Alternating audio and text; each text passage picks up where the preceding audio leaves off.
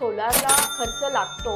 Of course ही one time investment असल्यामुळे सुरुवातीला हा खर्च खूप जास्त वाटू शकतो, पण आज आपल्याला जी मिळणारी ऊर्जा आहे ती कोल बेस्ड आहे आणि तुम्हाला सगळ्यांना माहिती आहे की कोळसा हळूहळू कमी होत जाणार आहे. कोळशाचे स्रोत आणि हे सर्व कमी होत जाणार आहे. त्याच्यामुळे हे जे पारंपरिक ऊर्जा स्रोत आहेत त्याच्यातून मिळणारी ऊर्जा ही अतिशय महाग होत जाणार आहे दिवसेंदिवस. आणि ह्याच्यात अजून एक ॲडिशनल गोष्ट अशी आहे की आपलं गव्हर्नमेंट ऑफ इंडिया रिन्युएबल एनर्जीला अतिशय प्रोत्साहन देत असल्यामुळे त्यांनी खूप मोठ्या प्रमाणावरती सोलारवरती सबसिडी अनाऊन्स केलेली आहे. जवळजवळ 75,000 करोड एवढी सबसिडी त्यांनी पूर्ण भारतातल्या 1 कोटी घरांवरती सोलार लावण्यासाठी अनाऊन्स केलेली आहे. तेवढं त्यांनी बजेटरी प्रोव्हिजन करून ठेवलेलं आहे.